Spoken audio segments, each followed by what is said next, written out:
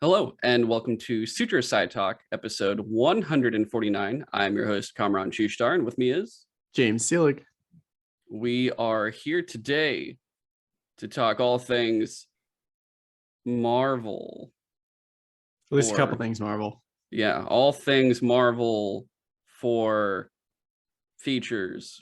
And then news is going to be completely gaming and not Marvel related whatsoever. So, yeah. But yeah, this is Sutro Side Talk. We talk what we watch and play every week, along with some select news that we want to cover and give our opinions on. And we got a couple pieces, but yeah, it's what is it? We're like in the middle of May now, right? Oh my It's God, like you're May right. 15th. It's Yeah, literally the 15th. Holy crap. shit, time's flying by. Holy crap, man. How are you doing? Dude, my brain is fried. I spent like all day yesterday spending like putting together my computer, and it's just like so nerve-wracking because I've never done it before. And I was like following a video, I was reading the manuals, I was absolutely making sure I was plugging things in the right way and all that stuff. And like, dude, routing those like the power cables to where they need to go and getting them to actually fit right. It's just like they're super stiff, so it's like it feels like you're gonna break something. But as long as nothing broke, I should be able to turn on my computer and it should work fine. I just haven't done that yet because by the time I finished last night, it was like way late, and I was like, I don't want to deal with like loading my operating system and stuff now. So I don't know, just like you've probably experienced this before, but if you spend like a really long time like completely focusing on something, it just like wipes you out mentally. Yes. So I literally spent all day yesterday at like at least 90% concentration because I was just like, I don't want to fuck up and break something. If I bend one of these stupidly like brittle pins, I just can't plug this into my motherboard. So I just by the end of the day, I was just like, I need to sleep now. And Oh my my brain God. is like still feeling the effects of it. So if I sound a little bit disjointed or tired, it's because I basically spent all my brain power yesterday building a computer that I haven't even turned on yet. Wish me luck for later. I'm just gonna hear just a faint scream of just like no, like see some crows fly out of some trees and shit when it happens. Oh man, but I hope it works. And Yeah. how long? How many hours do you want to say it took? Like I think I started officially at like 3:30 or 4 in the afternoon or something like that. Because I was basically just like, I want to have lunch. I want to like take my cats out, let them have their outside time, and like not make them wait on me or whatever. And then like once I got started, I basically only stopped for like maybe an hour or two for dinner and like doing dishes and stuff. But like, yeah, I did not expect to be going until basically 12:30 at night. Okay, Like I thought at most it would take me like 3 or 4 hours, but it was more like 6 or 7. all right, not too bad. That's still, yeah, that's a lot, man. Yeah. God damn. Yeah, I went back to the gym for the first time in almost 2 months now since surgery. And oh my God, I pretty much like started at zero for everything and just kept working up until I had to stop. But I kept going up higher and higher and higher for like bench press one day, the other day squats, the other day deadlifts, among like all the other exercises, along with like chest and everything else. But yesterday was like I stopped, I'm resting, start laughing, and my abs started hurting so much when I was laughing. And I was like, oh shit, it hurts when I laugh. This is fantastic. But I'm That's still sweet like, pain. yeah, I've got the full like kind of, I guess, initiative soreness of not really like just from a good workout week, but just like getting back into it after so long. So it's gonna be fun, really, just next week then kind of hitting closer and closer to my previous limits that I had before. So that'll be nice. But yeah, this week, a few things. News wise is going to be gaming more with, I guess, more or less Xbox and EA. And then for our features, we've got Doctor Strange in the Multiverse of Madness. I had to think about the full title, or is it Doctor Strange 2 in the Multiverse of Madness? Either way, followed by Moon Knight, the most recent Disney Plus shows, and can pretty much both of these are the most recent. Hey, it's the Marvel times. Better go do the thing. And it's like, all right, kind of feels like work at this point, but okay. Well, I mean, the way they've done their schedule, there's basically something Marvel like every month or so at this point. I mean, Disney pretty much wants to either they want to own the box office and they want to own the streaming viewpoint and be also relevant on social media 24/7, which is why, like right now, we just had Moon Knight and Doctor Strange. Right when they die down, we have Obi-Wan. Right when that dies down, we have Miss Marvel, followed by Thor: Love and Thunder. There is no stopping. Literally on. So I pretty much every day driving home from work, I have to go across the Bay Bridge, and there was a Doctor Strange in the Multiverse of Madness poster or billboard that was up for like, I don't know, maybe a few weeks, and they literally took it down to put up an Obi-Wan Kenobi billboard. So yeah, it's like literally it's almost always a Disney Disney thing. is stomping over Disney with Disney. Dude, would you like some more Disney? That's the thing though. It feels like I put a big question after our main covering of Doctor Strange and Moon Knight that is the big question, I think, that we'll potentially end the discussion with, but we'll see what happens. But you ready to get into the news? Yeah. All right. So 5-minute timer for this one. I don't think we'll need too much for it, but we had 2 game delays from we had Xbox a third, but like, Bethesda. Well, no, it was actually a cancellation. I was thinking of the Batman thing, but like we're not even talking about that. Yeah, so Starfield, which was supposed to come out November 11th of this year, and Redfall, which I had actually no idea was coming out this year. Yeah, I know they announced it, but I was just like, I assume that's far in the future. They never talked about it. Yeah, so besides that like reveal they had, these games are now rescheduled for the first half of 2023, meaning there are 0 Xbox games this year, which is kind of funny because it's not good for them. It's just, I think what the funny thing is, you look at now they have over 20 studios or something now, right? And you're just like, shit ton, yeah. You couldn't get one for this year.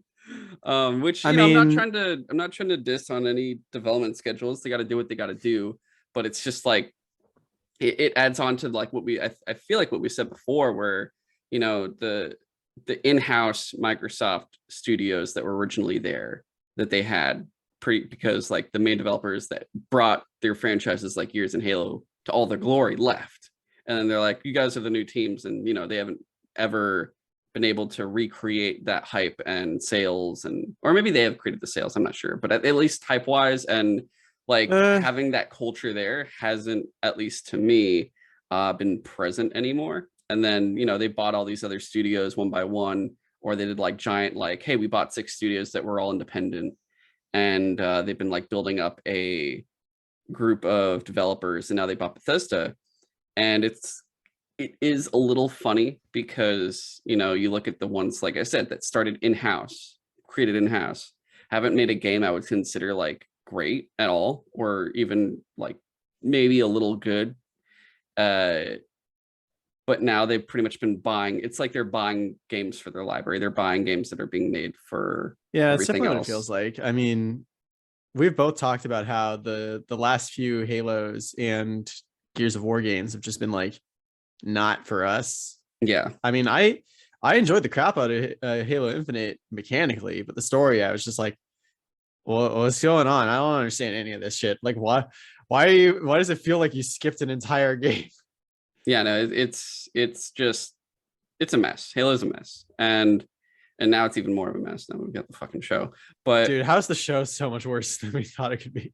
It's just what the current era of Halo has been since Bungie left. Honestly, it's just kind of what we've gotten, and it's just gotten. It goes like woo, woo, and you're like, oh my god, oh no, he's having sex. And then like how, I don't know if I ever actually said it on the podcast, but I was like, hopefully it's at least better than Halo Nightfall. And it's like, how does this make Halo Nightfall look good? Yeah, I think I still haven't watched that, and now I want to, because I'm like, I'll feel probably better because they do a lot of the I think they probably did the same stuff with there you'll watch the show. You have to watch the show. Yeah. You'll suffer No, like the rest I of have to us. watch it for this show. It's the Yeah. only reason why I'm going to get a Paramount Plus subscription for like a week. You'll get to suffer just like all of us have. But yeah, so there's no Xbox games this year, which means next year I'm guessing we're getting like, I mean, like they said, first half Starfall and Redfall. Are they both falls? No, Starfield, sorry. Starfield, right. Yeah. To be fair, I didn't Starfall's really gonna be think Game of Starfield Thrones. was going to come out by the end of this year anyway. I was not super confident about that. Optimistic, but not confident. I mean, Bethesda Game Studios has, they pulled shit off before, but then again, the last time they did such a soon like reveal to release, they did Fallout that 4 reveal to release, and that it was was literally like it's basically done. We can tell you it's coming. yeah, that they waited till they were for sure like we'll be fine. Whereas this one, they announced Elder Scrolls 6 the same time they announced Starfield. That was so stupid. That was so stupid. That was actually the dumbest thing. But yeah, it's a whole thing with them. Not much else to say. Just like it's just funny that we've gotten to that, and then like you have for Sony, we've gotten Gran Turismo, we've gotten Ghostwire Tokyo, which is from now a Xbox owned studio, and also in Horizon Zero Forbidden West. Forbidden West. And which I'm still playing. They have reconfirmed that God of War Ragnarok is coming out this year. I'm still not confident about that. I'm not confident, but they that'd be nice. Want to make sure to say like, hey, it's coming this year. This year we promise. So yeah, we'll see if they keep to that or not. Considering I think it was last year was just to get both that and Horizon anyway. Yeah, I think that Paris Lily from the Kind of Funny Xcast might be right. That it's like this is finally like the true effects of the pandemic, where it's like all the games that would have come out this year were delayed pretty much, at least on the Xbox team side, but we don't know for sure. I mean, we've already seen like it feels like the last 2 years of games that have probably been delayed have been coming out this year now, and so this is the beginning. So it's kind of funny seeing like some that were also initially supposed to come this year also being delayed, where 2022 is still stacked. Like February was a wretched month, and I didn't get all those games. What it sounds like, honestly, February 2023 is also going to be a wretched month, and 2023 will probably be worse than this year. Next year is probably going to be like Breath of the Wild 2, like Starfield, and then oh my god, it's gonna be Spider-Man 2. I'm betting. Oh my god, Spider-Man 2 maybe. Yeah. No, there's gonna be a lot. There's gonna be a lot there, and it's gonna be coming from all three of the big first parties plus all the third parties. So it's gonna be fucking crazy, man. I mean, not to dunk on Xbox too hard, but it's just kind of funny that last year around like the end of the year, like Forza Horizon 5. The newest Forza Horizon came out and Halo came out, and they were both really good at the time. And Age of Empires 4. So they did have 3 games last year. So literally briefly, all at the same time for some reason. Yeah. So briefly, people were able to say like, "Yo, Xbox finally has games," and it's like, well, not next year though. Oops. You shot your shot. You shot all 3 of your shots at the same. Literally, like within I think 3 months of each other, because Halo came in December, right? Yeah, it was like literally it was basically the last chance they could have before saying like it's not coming out. It was literally edge on the cliff, and then it came out, and then you were like, "Oh, it's not even okay. It's not even finished." Well, again, it was fun. It's just like it definitely didn't feel complete. It was cool. It's like I said, I'll be talking about it probably when we talk about it in a couple of weeks. But I played it. I tried to go back to it to do collectibles, and I immediately was like, I'm already bored. I don't want to do this. Like, this is already feeling like a fucking chore. It's one of those games that I kind of want to download on my PC once it's all actually working, just to see what playing it on keyboard and mouse and at high settings looks like. I mean, I was playing it on PC too, so that was yeah. I was bored. There's nothing to do because I already did all the mission shit, and like it's just like cleanup, and I'm like, I don't play Halo for cleanup. Like, dude, it also frustrates me that I get it's an open world game, but the fact that they don't let you replay missions makes hunting for skulls like literally at the end of the game impossible. It's a thing. Other news though, moving away from that, just like I said, it was just interesting. 4 unannounced EA games for 2023 are in the works, and I believe Yeah, they're supposed to come out next year, and none of them are announced yet. And here are the 4 descriptions: major IP, partner title, remake, sports title. So Remake. yeah, Well, and sports title, that would probably be the easiest one to try to figure out. well, sports EA? title. If it's a sports title from EA, I'm imagining easily it's going to be soccer, football, golf, or Well, something. But if it's something they haven't announced, then who does it knows? count if they already kind of said, well, I guess they sort of announced the next soccer game. It's not FIFA this time Yeah, because they the didn't get partnership broke. It but could be they that officially called it like football club. football club, Yeah, which fine. To be fair, I'll give them credit. They did make a pretty decent tagline for that where it's like, we're in the club. I was like, damn it, that's actually good. a bunch of like the all the clubs, like international, all the clubs are going to them already. They're saying, well, yeah. we want to still be in the game. So Yeah. there's that. So I guess maybe not soccer. But I mean, Uh, I don't really care about the sports at the same yeah, time that's though. fair. Yeah, Yeah. we could skip that one. So here's the other 3. I think let's do the easiest first. Partner title: Star Wars Jedi Fallen Order 2. Oh, that makes sense. Yeah. Yeah. I was thinking like, Jedi well, what would a Survival. partner Yeah, game it's gonna be be? Jedi But Survivor. I think that makes that's the sense. rumored title. So it'll be the Star Wars Jedi sequel for sure, leaving the remake and major IP. Now, major IP, the first things that came to mind for major IP were Dragon Age and Mass Effect, and I'm like, Which okay, except they've already mentioned those. they mentioned those. Mass Effect, there's no way in hell it's even they No. literally put all that work into that little teaser, and that's all that there probably is right now, because they've been killing themselves, I'm pretty sure, on Dragon Age 4, because Bioware Well, has after literally those last been, 2 embarrassments, like they need to make sure it's fucking right. but also they've been in chaos. Like, so many people Mm-hmm. have got, it's been a revolving door there. So Bioware is no longer like, everyone used to love Bioware, that they know they've lost that title completely. They're not even Anthem killed that EA's. so bad. Them and Dice both lost like EA's like top thing. Like, if you're not Respawn, like pretty much Respawn took over and they're like, we make good games. God bless Respawn. Yeah, they're so fucking good. Thank God. Um, Fucking Titanfall is like one of the most amazing games I've ever played that pisses me off because I can't play it well. so that's the question though. What's the next big major IP? And is it an existing one? And Mm. Speaking of Titanfall, do you it's think not they could do Titanfall 3. Titanfall 3? It's not Titanfall 3. Want to know why? Mm. Because they all are also making the Star Wars games. So I don't think they're gonna have 2 games coming You're out at the right. same time. I forgot about that. Yes, I don't think it's Titanfall. Then that pretty much rules out Respawn for being in this area of like having a release. I mean, they could have other stuff. They've done it before. They have an Apex team. They had the Medal of Honor VR team. They had the Star Wars team. So they have like 3 or 4 teams, for sure. Just like kind of going around doing different projects. But I'm highly doubting they would do another Battlefield, because that would be kind of not good to do after 2042 and not even fixing it. Like, are they really, Yeah, would no, they just drop it? 2042 is in such a bad place right now. Battlefront, I don't think either, because Dice would have to have been working on that too. Plus, do you really want 2 Star Wars games from the same publisher in the same year?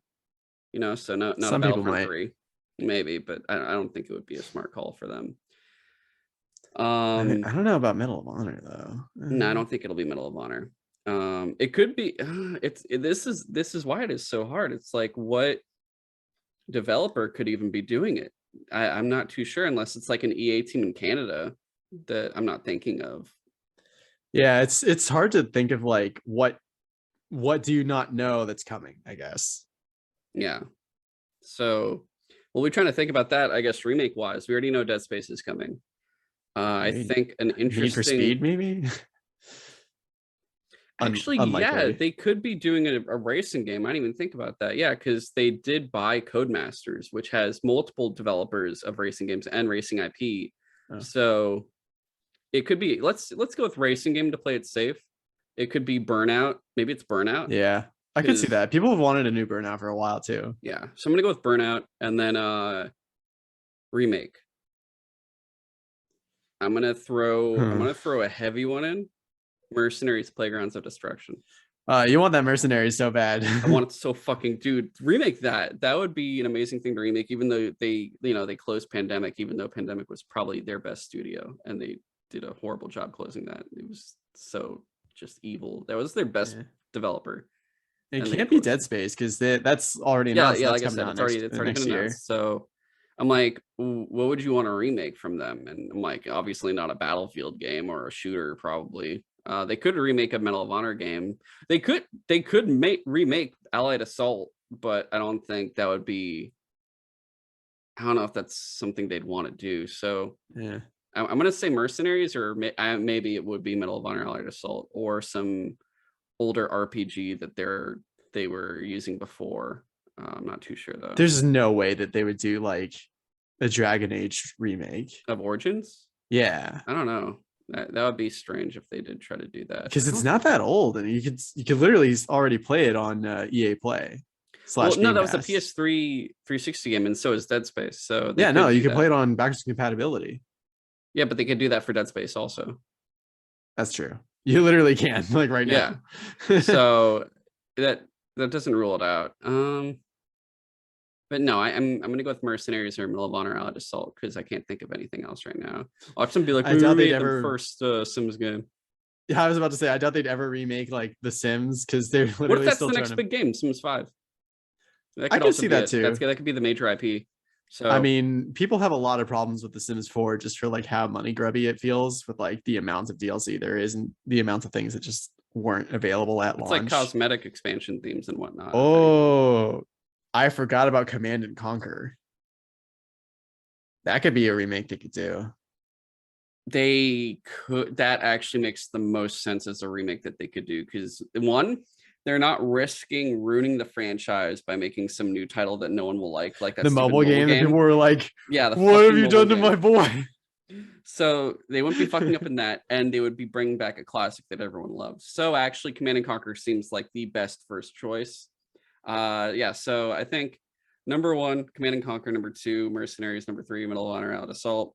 For big IP, either Sims or Burnout, probably. Maybe Need for Speed, but Burnout's just I think more popular, but we'll see what happens. That's it for the EA news. Now to get into the marvelous Marvel time of Marvel. First up, we're going to talk about the film. And of course, guys, if we're talking about it here, there's gonna be spoilers. So just a heads up. And of course, the time code's all been there. I've been making sure, we always have time code now. So you can always skip ahead if you saw one, not the other and whatnot. But Doctor Strange in the Multiverse of Madness, we watched, and I actually saw it twice. And I'm not going to lie. This is one of those movies where I was actually like, I don't think I actually wanted to watch this twice. So yeah, even me, like I really liked the first Doctor Strange. Like it's probably one of the Marvel movies I have watched more than others, just because I don't know. It's one of those things where if I'm not really in the mood for anything specific and I'm scrolling through Netflix or I guess at this point Disney Plus and I see it, I'll be like, you know what? Yeah, why not? That's a fun movie. And this one, I'm just like, I don't know. It's just kind of okay. And I feel opposite here, which I will say we were supposed to have. We had 2 guests planned for this, but they literally both forgot and aren't here. So there's that, unfortunately. So they don't get a say. Yeah, exactly. Well, I was actually really hoping one would show up for some comic resource use because they're probably really integrated into like. Yeah, because we're going to be talking about like America Chavez in a bit, and I know almost nothing about her. Yeah, and I don't want to do the thing where it's like, fully going through wikis being like, listen, we're experts looking at these characters by reading the fucking wiki and not the comics and stuff. And I'll say it right now easily, I don't give a shit about Marvel comics for the most part. I read X-Men and that's it because I'm a DC comics guy. And when it comes to the Marvel stuff, I do eventually want to get into it. Like I do want to read the Jason Aaron run of Thor, which is going to be very relatable for the Thor Love and Thunder. That is pretty much based off of Jason Aaron's run, but his run is so fucking good that they already made a movie on it now. So there's like that. There's some great Hulk stuff, and there's just a lot I do want to read, but just specific like famous runs that I have always wanted to get to, but I've just still getting through DC stuff too that I haven't even gone through. That's like throughout comics, and I can't even keep up with the current show right now. I'm probably behind like 3 weeks right now in just terms of like weekly comic shit. So it's a hard life, guys. It's a hard life. But all right. It's so sad that being a comic book collector is probably one of the most expensive hobbies. Dude, they raised the fucking comics are like it used to be like, the cheap one was $3 and the more expensive one was $4. Now it's $4 and $5 for everything. Yeah, it's $5 for a lot of comics now. And some of them are even more expensive depending on what they are. So there's especially like some comics come out multiple times a month. It's like it adds up fast. Luckily, at least for the stuff I'm reading for DC, they finally stopped that and they've gone back to a monthly format. Thank God. Detective was actually weekly for 3 months. It was literally 12 issues in 3 months, and it was $5 each issue. So I think I spent $60 on one comic title in 3 months. Now that, oh my God, when I see that now, it feels worse than it actually, yeah, it feels worse. It feels worse that I say that now. It's great. They're robbing me blind. They really are just fucking killing. I mean, listen to the Cut of Steel episode on comics where we talk about the oversaturation of Batman easily right there. And then if you want the equivalent of Marvel, look at fucking Spider-Man and you get all that shit easily. And now X-Men are popular again, so I'm actually dying because they're making more X-Men titles with really good fucking writing teams, and it's killing me. But I will say, if DC all of a sudden just fucking died for the comics at least, and there were no more DC comics, the characters from Marvel, the street characters that I'd want to read, because the Avengers have never been interesting, would be Moon Knight, Blade, Punisher, Daredevil, Winter Soldier, Ghost Rider, Black Widow. Like those characters are definitely the ones I would want to read. I'm more into like the street characters, espionage. Maybe Spider-Man. It's hard because his shit it would still be basically getting into like, oh, here's hell, the comic universe of fucking, here's multiverse stuff of Spider-Man, and even the spin-off characters get spin-off characters, and it's fucking there's headaches. There's a few Spider comics at this point. Because they did Spider-Gwen, and then they went, now we're doing Spider-Gwen's multiverse, and I'm like, dude, how stop with the fucking multiverses, goddamn. Yeah anyway. Like Silk has her own comic, Spider-Woman has her own comic, I think, or at least did for a bit. Yeah, there's like Ben Reilly has his own comic right now. There's a lot. There's a fucking lot. But for Doctor Strange, we're going through specifically by these subtopics. The story itself, Sam Raimi's style of his directing chops for it. The characters, one at the time, America Chavez, Scarlet Witch, the Illuminati. I think we'll pretty much talk Doctor Strange and probably Wong in the Doctor Strange story portion, more or less. And like, forgive us for probably not knowing too much specifically about characters like America Chavez. So I'm going to do my best, but I do know certain portions of her, but not that much. The multiverse, our overall feelings for it, and then thoughts for Doctor Strange 3.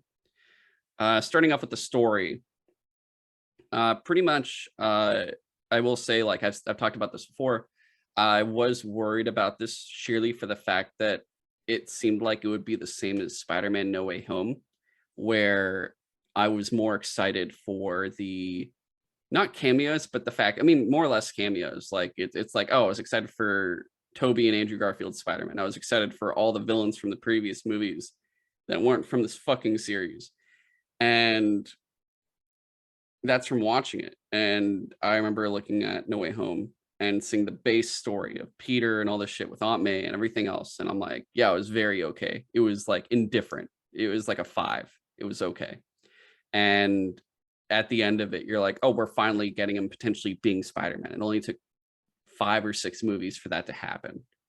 And for Doctor Strange, I'm like thinking the same thing, not with all of that, it's like, oh, we're waiting for the character to be the character, but I'm like, is this character that interesting standalone without all of this stuff being included in it to really gauge your interest? And I was unfortunately right again.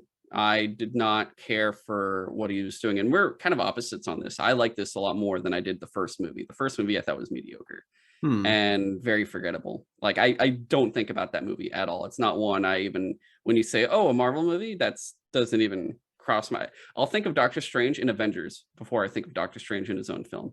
Okay. Not to mention all the China exploit, the stuff China caused for the film too. That's a different thing entirely that we didn't really see in this one either. So the reason it felt okay is the only thing they sort of tried to do was, are you happy? And it felt done very half-assed. Like you hear that question, and more or less they're like, well, no. And you're like, well, that's okay. And you didn't really get it that much, though. It's just kind of like one character's like, I'm happy with where I am. It was almost like one of those, well, if there's a multiverse of us, am I happier in that world? Will I find happiness in that other world? And then you learn like, well, I'm happy just where I am right now. I don't need all these other worlds. I can do what I can in this one and shoot my best shot, I guess, which I do get, but I don't think, I don't know, either they just didn't put enough into that, or Mm, maybe I just didn't care about it at all. I'm not too sure.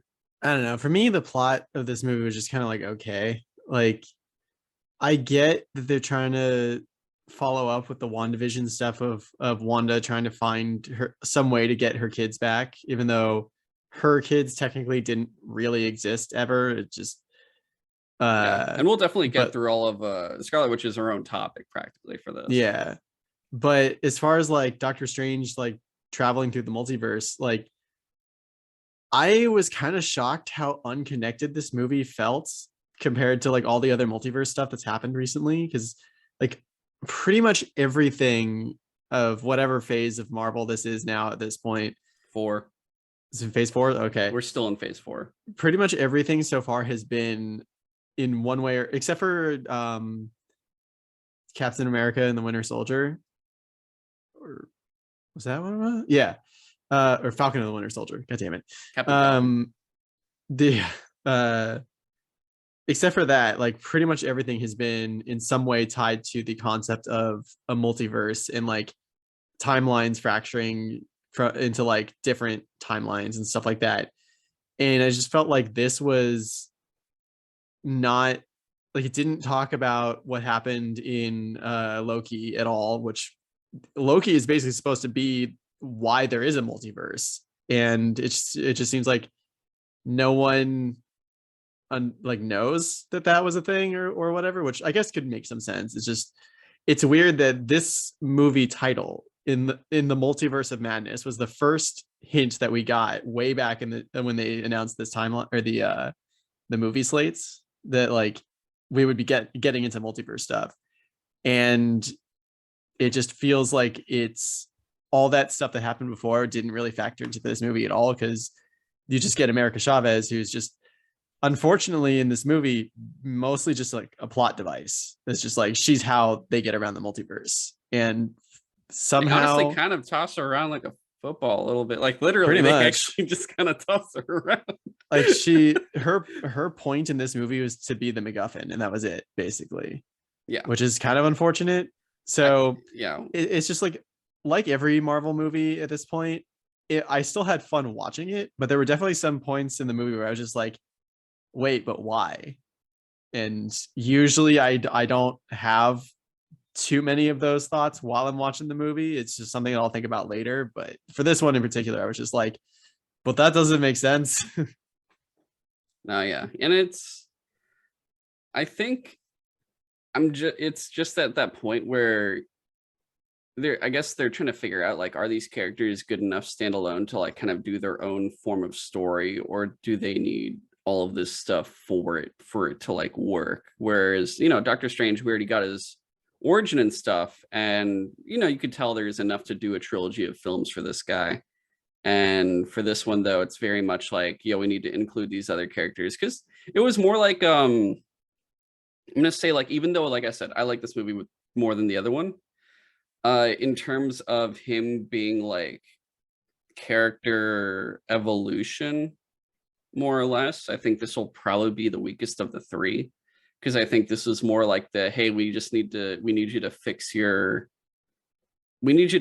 baggage in this one, whereas the last one is the origin story, more or less, and the next one will be I'm Doctor Strange, Sorcerer Supreme, blah blah blah blah blah, whatever, and we'll get like the whole thing with him and the other. We'll talk about that when we talk about that, but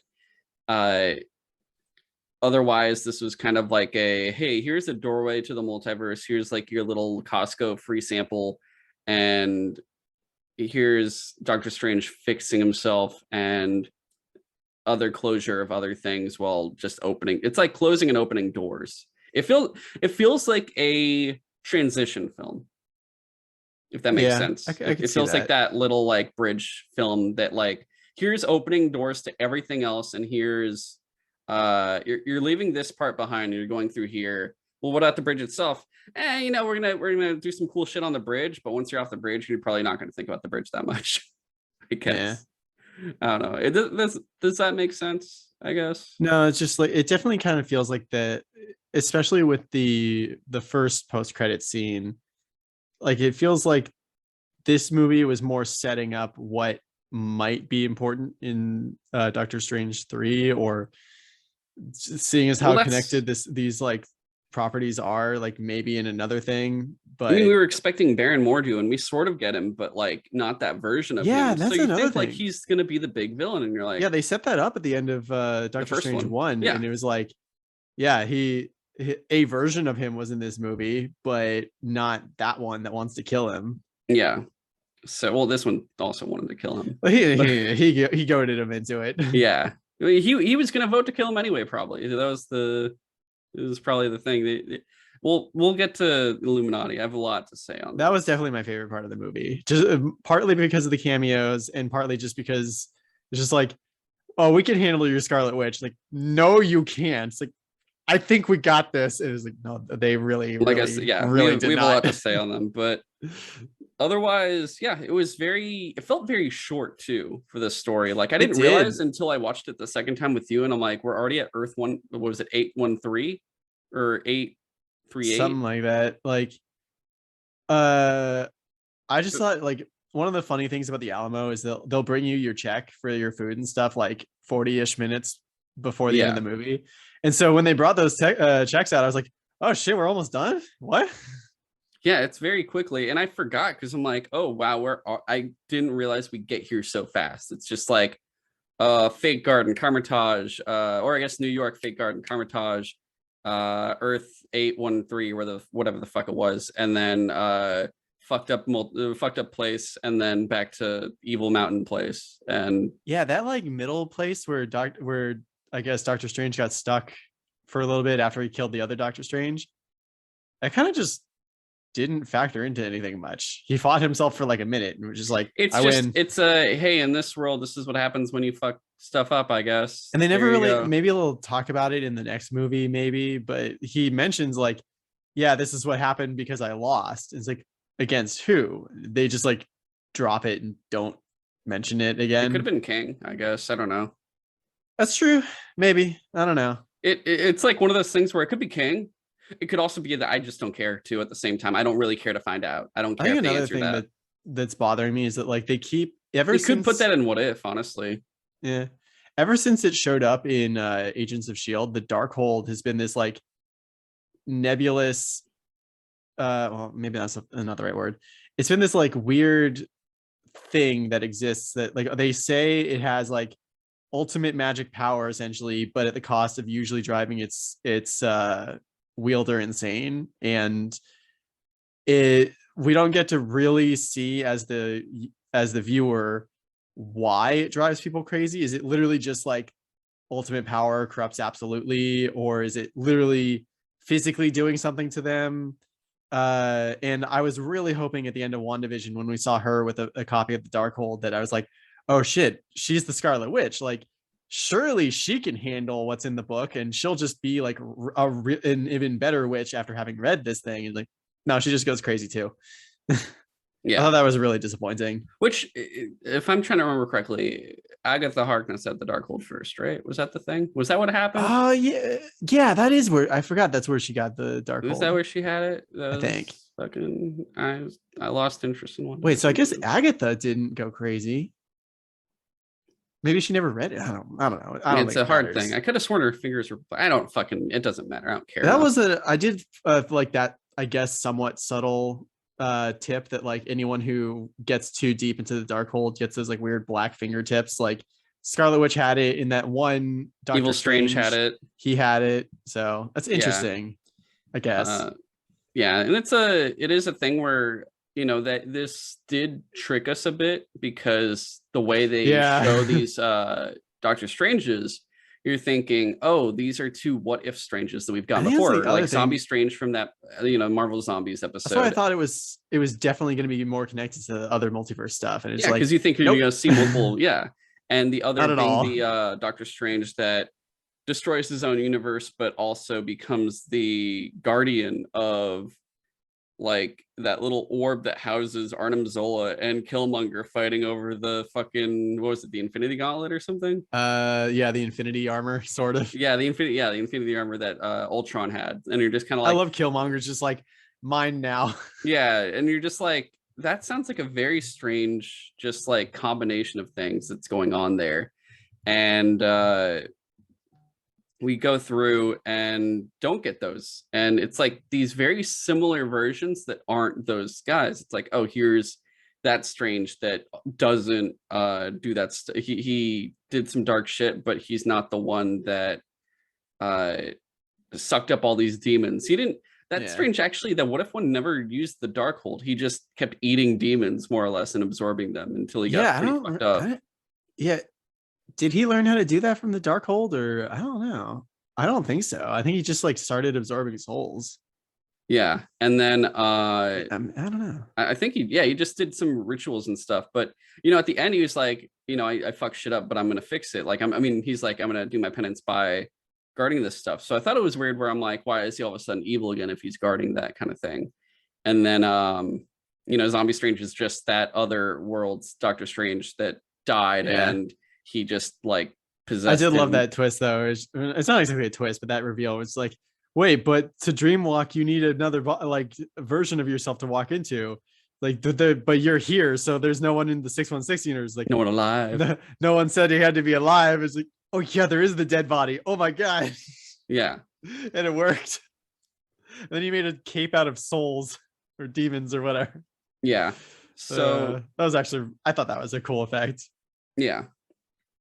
So the story was, it was okay. It just felt very, I guess, shallow for what Yeah, it it could just have felt been. like a bunch of things that just kind of happened. Yeah. And there was not really a point to it. I know they kept trying to come back to the "Are you happy, Stephen Strange" thing, but every time they did that, I was like, this isn't really landing for me. I'm sorry. Yeah, no. Like, I get it. He's not happy. No one really is. But here's Sadly. where here's the thing. As a whole, it just didn't feel there, but there were portions of it that were really well done, and it's because it had a director that I was looking forward to, which is Sam Dude, Raimi. I love Sam Raimi. Yeah, and you could see his styles in it. So just quickly want to go over like the stuff he does. Like, dude, as soon as you mentioned the Evil Dead thing, I was like, oh, dude, he literally did the like first person cabin style thing of like the evil. Yeah, when Scarlet Witch was trying to possess her other self and she was like hiding behind the stairs, I was like, yo, that's literally straight out of the Evil Dead. Yeah, he did all the Evil Dead movies. He's done the Spider-Man Raimi, the Spider-Man Tobey Maguire Raimi trilogy. I also love that Bruce Campbell was in the movie. Yeah, he had Bruce Campbell in it as Pizza Papa. No, Pizza Papa always gets paid. I thought that was fucking that hilarious. Was so good. That was so good. That was actually the best. That was the best character. Pizza Papa was the best character in the film, hands down, dude, easily. It's just like, I love he made Bruce Campbell beat the shit out of himself, because like that's for 3 weeks. Easily that is the thing that Bruce Campbell is the best at, is like just beating the shit out of himself and making it look natural. Yeah, just watch, I know the movie you talked about, but also just, if you want an Evil Dead style, Evil Dead 2 and Army of Darkness, you definitely get those, because Evil Dead 2 is where his hand gets fucked up, and then Army of Darkness is where Evil Dead 2 is so good at that, because he literally has to pretend like one of his hands is just possessed and trying to kill him.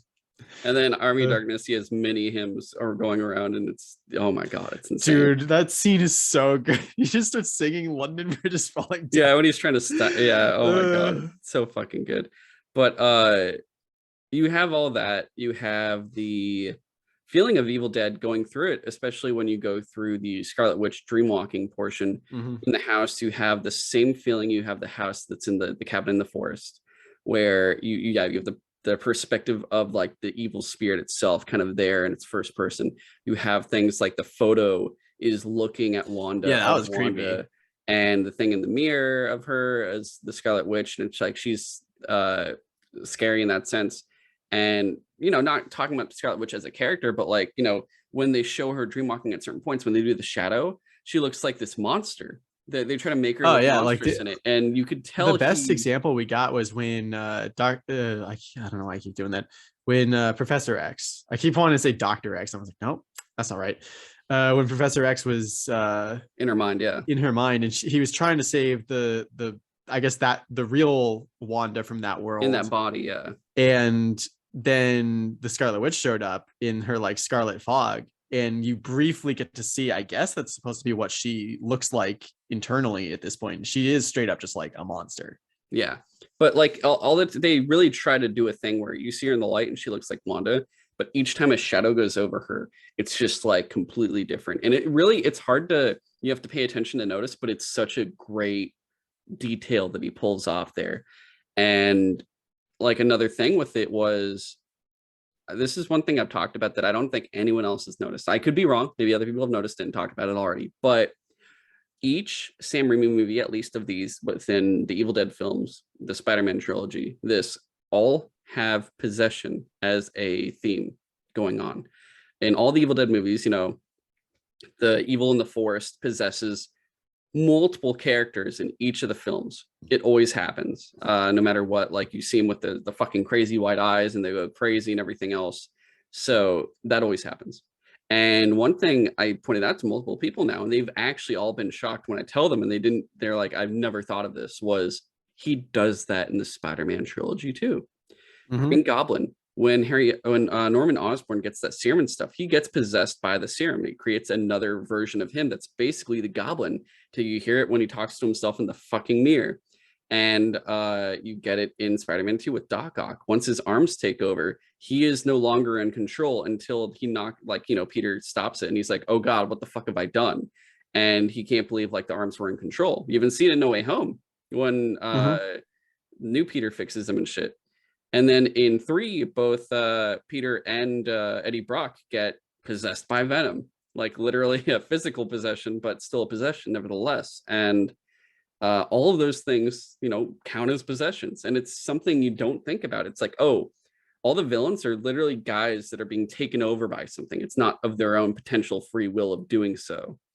And now we get to here where the dream walking is another form, whereas which, Scarlet Witch possesses, well, the Darkhold somewhat possesses her, and then she possesses the other version of herself, and then Doctor Strange possesses his own version that's even fucking undead, which works even better as a fucking like, I forget what they were called, the undead in the Evil Dead movies and stuff, but like the Deadites. Deadites, yeah, he pretty much like makes a Doctor Strange. It's like Deadite Strange, actually. That's kind of a good name for him, actually. Deadite Strange. I'm gonna coin that right there.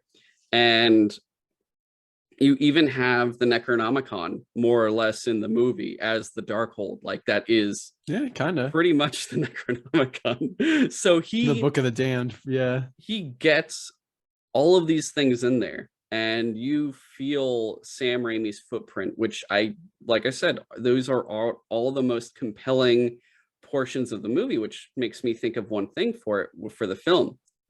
I'm not interested in the character or the fact that it's Marvel and Disney. I'm interested in the man who's directing it and what influences he's making, because I will say, like, maybe it's because I don't know the directors of majority of the other Marvel movies that much. Like I don't know their filmographies and everything else, so I don't know their styles, and they're not also that well known. You don't hear them talked about that often, where you hear the director and you're like, oh my God, it's this person directing whatever. Besides James Gunn and Taika Waititi, I want to say. Yeah. Like I don't even know what the fuck the Russo brothers have done besides like Cap and Avengers and shit. And with those, you're like, oh, it's James Gunn.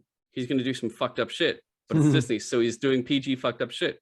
And with Taika Waititi, you're like, okay, shit's gonna be incredibly hilarious. And you go to Ragnarok, and you're like, I'm having a great time. I'm laughing. It's a horrible Thor movie, but I'm having a great time. And like, that's another thing for another time. But like, though they are very identifiable to the point where I'm excited for those movies because I know who's in charge of them. And this happens again with Raimi, where I know, oh, this is the horror guy. This is the guy that loves to do possession shit. It's not fucking Exorcist or Conjuring or whatever the fuck those are. And I was happy with the work I saw of his that looked like his work. Whereas other portions that I wasn't happy as like interested in about like Doctor Strange and stuff isn't necessarily something from him, because that's just like, all of these guys still have to go in the lines that Marvel and Disney draw for them, to the point where we've seen, like Edgar Wright and other creators get kicked out because they don't match the architecture that has already been prescribed to them. If that makes sense. I think that makes sense, right? Mm-hmm. Yeah. So I was really happy with what Sam Raimi did, because his stuff is probably the most memorable portions of the film and the parts I like the most. And honestly, the reasons why, like, at least when I rewatched it, that was the parts I wanted to see again. At one point, James, I left to the bathroom and I'm like, oh, it's the beginning. Nothing's happening. No Raimi shit is going on yet. So I don't really care what's going on. I'll just leave and come back and take my time. I don't have to worry about anything. Yeah. But then, I guess 2 specific characters and then a set of everything. And I guess really fast, because we didn't really talk about him, but anything with Wong, really? No, I mean, he's always fun to watch, I guess. I guess my only complaint is like, how the fuck did he survive falling off that cliff? And like, I was like, he dude, didn't even fall that far. The whole movie is just also Wong just Yeah. that's Wong's job the whole movie. I mean, I still love that he's like technically the Sorcerer Supreme and he just never gave it back to Steven. Honestly, the way they do it, it just feels like a joke. It's just like, hey, Wong's the Sorcerer Supreme. Isn't that funny, guys? A little bit. Yeah. They even do it because they even do like, yeah, it's an ancient tradition. You do the bow to your sensei, man, right? But yeah, I do love that the fucking bull is like, it's the Hong Kong sorcerers, and I'm like, yeah, you had to point out Hong Kong. Really, you really want to point out that, huh? Yeah, but, dude. Even when like Wanda came to attack the Camertage, like it was Steven that went to go negotiate with her and not Wong, who was like literally the head of because they know that Steven has the power. He has the cloak, he has everything else. Wong literally just has the title. He has nothing else of the Sorcerer Supreme. Pretty much. Feels like. I mean, he's still capable, but it's just like you could tell that he knows that Strange is stronger than him. Yeah, by far. Well, especially at the end when he shows up again, he's like, "Yeah, Strange." He sees it. I don't even want to ask, man. America Chavez, though. You said it already. She served as a MacGuffin for the film. She was literally the interdimensional football everyone kind of tossed around, more or less, and that was about it. I will say, from what I've heard, she's had, I want to say, a few comic book series, each one either being a mini or being canceled. I could be wrong, but that's what I've heard. I've heard she might be hard to like write for, because not as the character, but just because of her power. It's like, what do you do with that much? Like, what do you do with that specific like type of set of stuff, which I think is why maybe they put her on teen books more so they don't have to focus solely on her to, I guess, flesh out and figure out what kind of story they want to put. And I have nothing against her. I'm just saying, like, that's my just observation of what I've seen them do, without looking too much into it. Like I said, I don't know too much about this character. I haven't read her stuff, so I'm not an expert on it. I probably won't read her stuff. I have enough characters I'm just trying to keep up with and other Marvel shit that I want to read. I've never really heard like, you have to go read the America Chavez book. So it's not been there where it's, I have heard and I have read where it's like, you have to go read Miss Marvel. And it's like, why? And it's like, oh, because she's like modern day Spider-Man. It's fantastic. And you haven't lived till you've actually read Miss Marvel and stuff. So her going through it as a character, I heard that whole Saudi Arabia ban, because it's like, oh, she's a lesbian, and her moms are also lesbians because her moms and stuff, and I'm like, oh, okay, so it's like a whole thing there, I guess. I love that Marvel's like, we're gonna take a stand for this, and like, so it's fine, you're gonna take a stand against Saudi Arabia, but not China, though. Well, yeah, because China gives them more money than Saudi Arabia. Exactly. Yeah, and you look at the Saudi Arabia thing, and you're just kind of like, oh, okay, and then you see the scene, and you're like, they got angry about that. It's just her giving a flower to her mom's. I think it's just they don't like their through a portal, and I'm like, no, yeah, they didn't like the fact that it's like, we acknowledge that they are this thing, and you're like, bro, they just got sucked through a portal within literally within 10 seconds. I mean, her origin story though is kind of sad. That's just like, one, she's like kind of lost in the multiverse, and two, her parents are lost in the multiverse somewhere. You don't even know if they both landed in the same universe either. Like, I don't so think the they did because it seemed like they were probably far enough away that they yeah didn't because it could have been like, you know, when you open and close the gate, when she closed it for herself, they could have been already farther along in some other universe at that point, going through like those walls of different yeah versions and stuff. And I'm sure they'll do the thing where they're like, we found your moms and shit, and they'll be like, wow, thanks. But yeah otherwise, you're like, okay, I guess that's a thing. And your planet was kind of weird. yeah. I Yeah, mean I saw her. the planet and I was like, what is this place? I mean, visually, her power is cool, where it's just like it literally punches like a star-shaped hole in like space-time Yeah. to another dimension or another universe. Like it's visually very cool. It's just, yeah, unfortunate that she was basically used as like just a plot device the And entire movie. she's kind of the youngest, right? So far. Because Kate Bishop's in like college. Yeah, I guess And so. uh wait, is there I anyone? mean, unless you want to count, I don't even know if the Runaways is like canon in the MCU because Didn't watch it, didn't care. Don't it's actually even not bad. Moon Girl, I think is her name, would definitely be the youngest then because she's like is she in it? maybe 10. Yeah. Moon Girl and Devil Dinosaur? Hmm. Oh, interesting. Okay. Yeah, she's supposed to be like a little genius, right? Oh yeah. Yeah.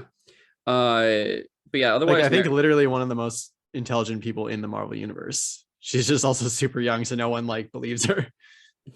a child. Yeah. Uh, No. But yeah, America is, you know, she looks, what is she like 14, 15 or something? Something like that. Early Yeah, she's just teens. like a early high school kid probably. So she's got like a full on like, hey, you got years ahead of you to go through this just because you know, they've been, I mean, just by watching Hawkeye and everything else, you see a new younger female Hawkeye, a new younger Black Widow or White Widow or whatever they're going to call her for Yelena and Yeah. stuff. So you see like a new younger team forming, but especially like, you know, you have Miss Marvel, and you could see like multiple teams now potentially with champions or young Avengers besides the regular Avengers, or they could just throw her on and be like, hey, you're an Avenger. It's hard to say what they're gonna do with teams and stuff. I do see champions coming. I really do think that's going to be the play they want to make, potentially, maybe. Um, but otherwise, yeah, it's hard to think of anything to say for America because there isn't much to say.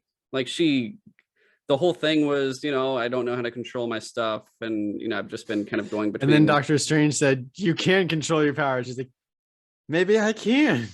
Yeah, he's like, yeah, it was all fate. This is all fate. And she's like, no shit. Oh God, I'm gonna do it then. And she starts, you know, beating the shit out of the witch, and literally just punching one to Yeah, death with star practically. power. Yeah, yeah, pretty much.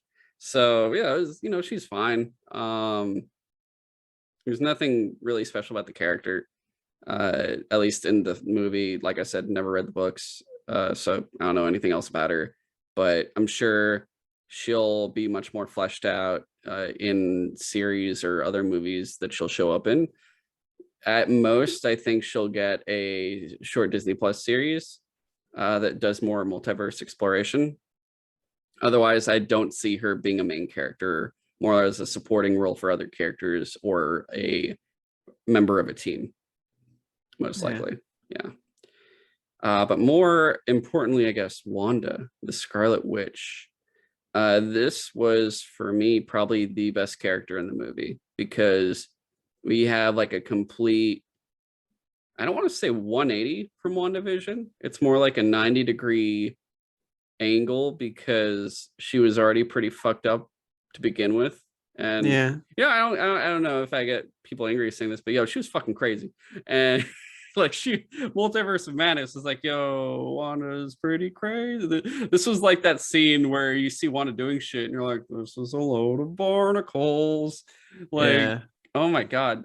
I mean, I get there's a lot of Scarlet Witch fans that maybe just are fans of her because of WandaVision and stuff, and they liked her in this and stuff. But at the same time, I'm like, yo, she, I get it. Vision is, you know, alive and stuff, but yo, how's her fuck bot, dude? Like that was her fuck robot, and then she killed her fuck robot, and she's like, I can't believe I've killed my fuck robot, and I turned into dust. Now I'm angry, and now I'm gonna go take over an entire town and bring back my. I'm gonna bring back my fuck bot and also make some kids. And she imagines everything, and it all gets taken away because they're like, hey, it's bad to like control people and force them to like play out these characters while they're still inside suffering the fact that they can't do anything. Or like a little girl's been literally they like, I remember one of those mothers is like, my little girl's been trapped in a closet because she has no role in Wanda's story, so she's just been stuck there this whole time. And you're just like, yeah, no, it's super fucked up. That's really bad. And Strange is like, well, you made it right in the end. And it's like, I mean, they still need therapy after that, I'm pretty sure. Yeah. So not fully right. I think Wanda supposedly like made them all forget that it even happened, but that's like the likelihood of that sticking for everyone is unlikely. Yeah, it's not good. So you have her from that, and then you get her in this, and she's like, hey, I got the Darkhold, and it corrupted me, and I'm using it and everything else. And you see what she does throughout the movie, and you're like, there's literally zero defense you can make. You can't make a defense. Which is why it's I think like, it feels weird. I know you were a mother and all this shit. Sorry, what were you saying? I think that's why it feels weird at the end of the movie where they try to give her like a heroic end where she's like, oh, I do need to make up for this. I'm going to destroy this place and destroy all the copies of the Darkhold apparently at the same time so that no one else can ever be tempted to do the same thing that I just did. Like, okay, I get that you're trying to give her like a Dr. Octopus style, like I'm going to be, do one last good thing and it's going to redeem myself. And it's like, not really though. I mean, she brutally murdered the entire Illuminati and those guys were dicks, but like that was still pretty hardcore. Yeah. Not even that, dude, she killed how many people at Carmitage?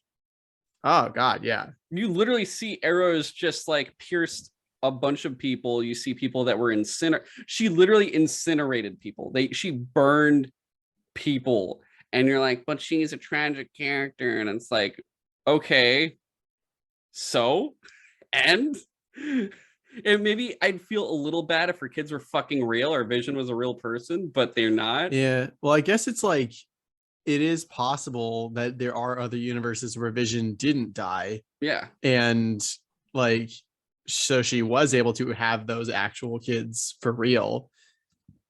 It's just like where she becomes totally unredeemable, I guess, for me was when Doctor Strange is like, yeah, okay, so say you do find a way to another universe and you take some other kids, like what happens to the other you that was already there? Are you literally going to kill your children's mother to like... She never answers. She literally doesn't know what to say. She's like, I didn't think about it that far ahead. Yeah, she literally just wants her kids back and doesn't care like what it costs to anyone, let alone herself. It's one of those things where you literally you kind of get worried because people are like, I feel bad for the blah blah, and you're like, you're literally ignoring all of these horrid actions she's done now in an entire series and a film. And that is that's very troubling.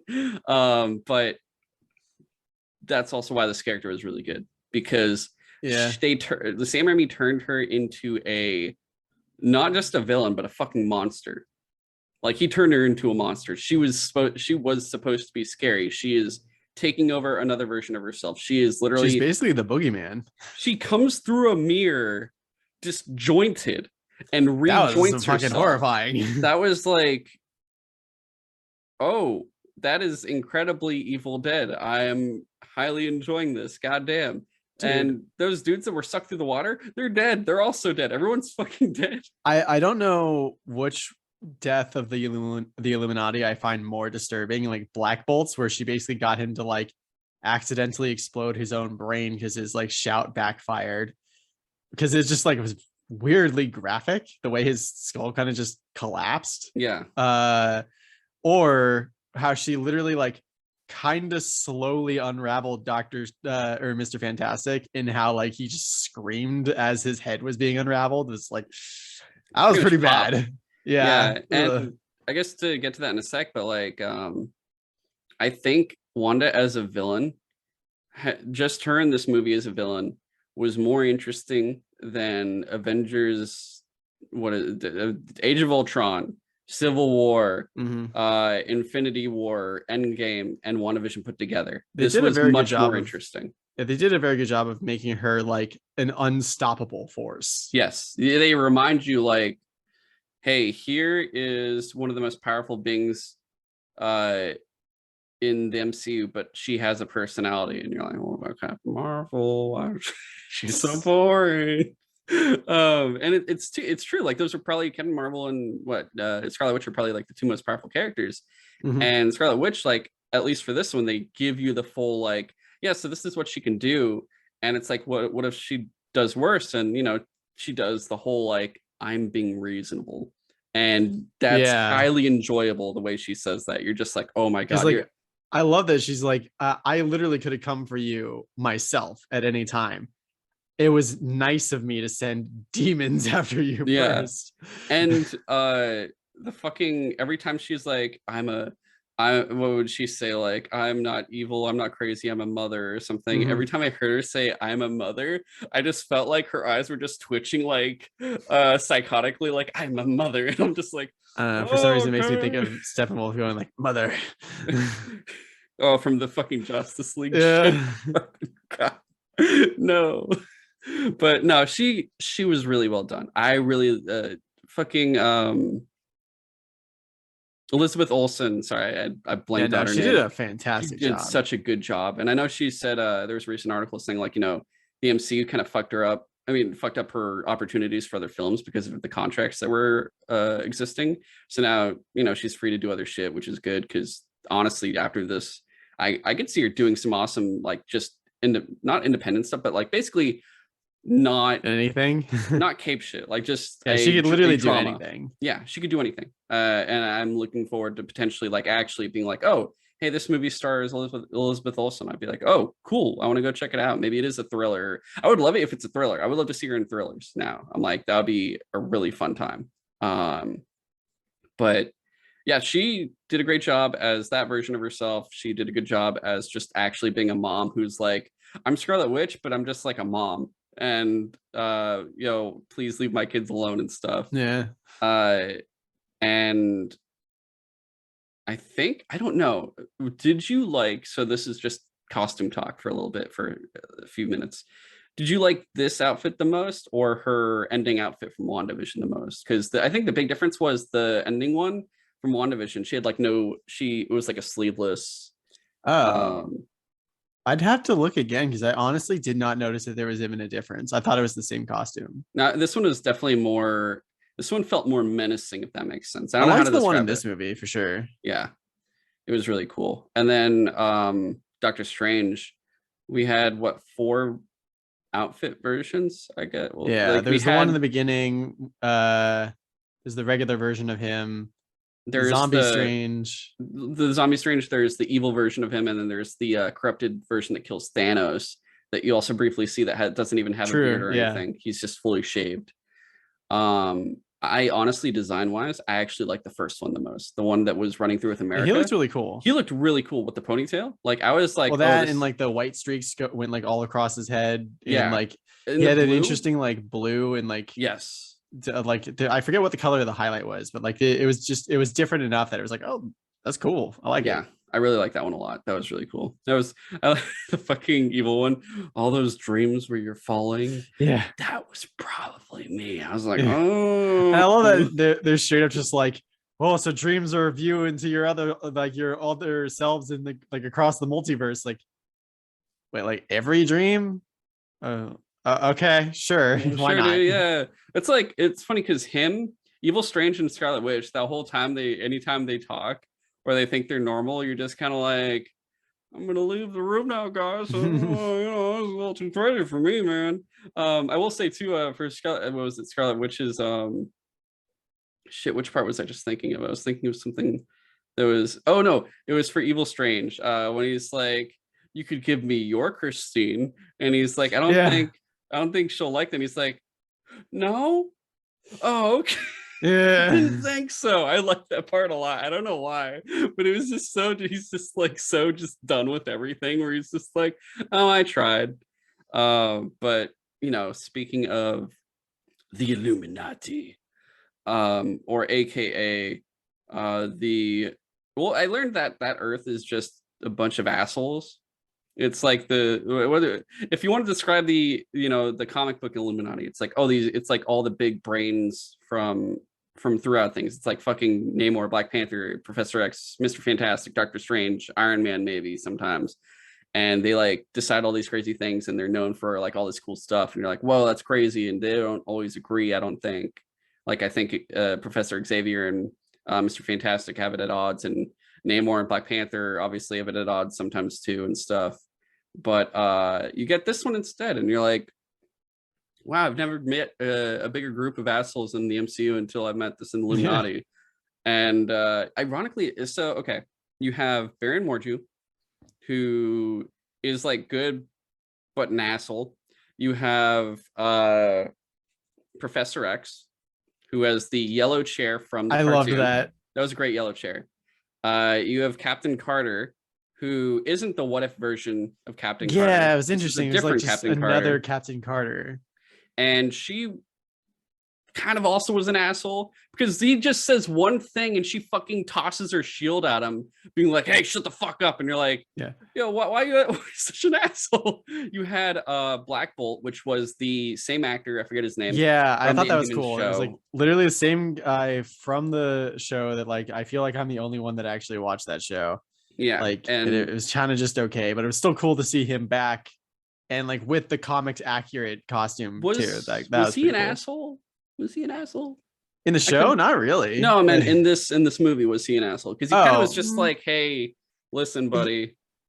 Maybe just because maybe just because he had the least ability to actually speak and be an asshole. Like, I mean, he did sign language and stuff, but like it was more like a warning than any. It was like I can't talk because if I did, I'd kill you. Yeah, and like literally the only thing that we got to hear him say was when he was the one that was like used to put down the like super evil Doctor Strange or whatever. He's like, I'm sorry. Yeah, he literally killed him by just saying I'm sorry. Yeah, because he's bad. Like he didn't want to kill his friend. Yeah, but he's just like, you gotta go. Also, that was a really cool, impressive like show of what his power does. Yeah, and then we had Captain Marvel, which the actress wasn't that it was the other pilot. That was what's her name's friend? Not Monica Rambeau, but the other Rambeau, right? Yeah. But it was Captain Marvel's friend. Yeah. Yeah, which was interesting. So I guess in that universe, it was like instead of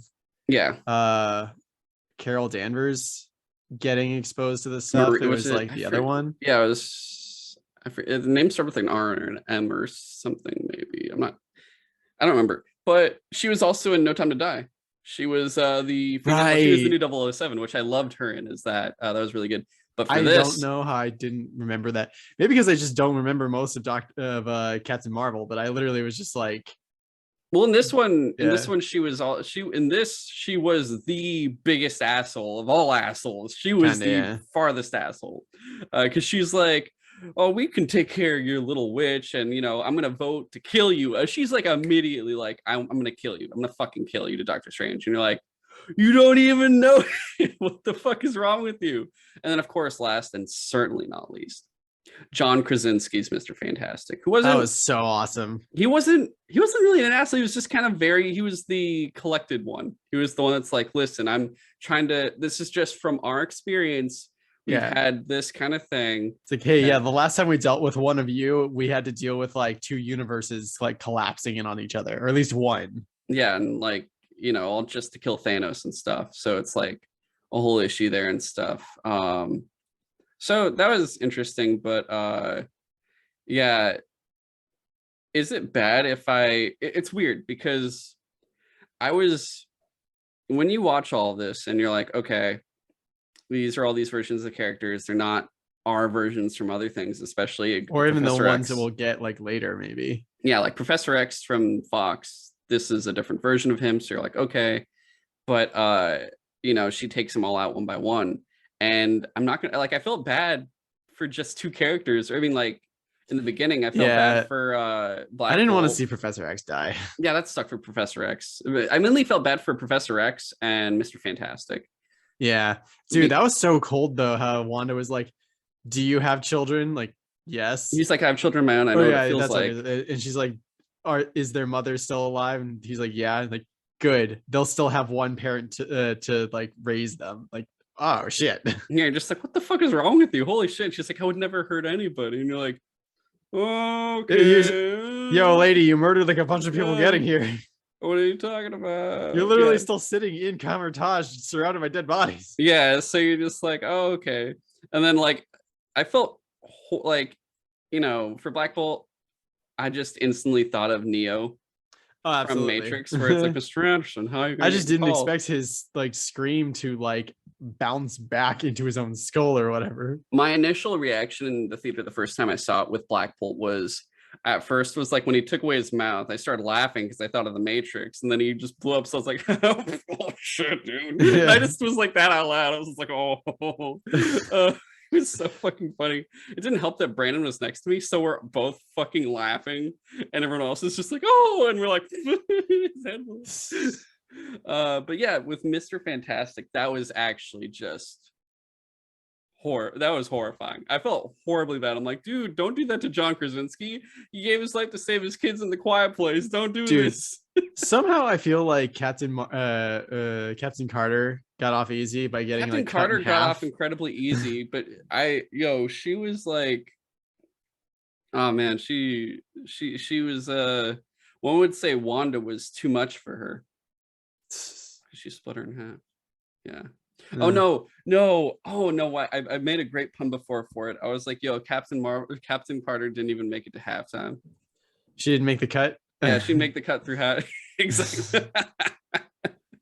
And then, dude, Miss Captain Marvel got she just got crushed. I was like, got crushed. I was like, that shouldn't kill her, but whatever. You got off hella easy, especially after talking all that shit too. You talked the most shit and you got the least punishment.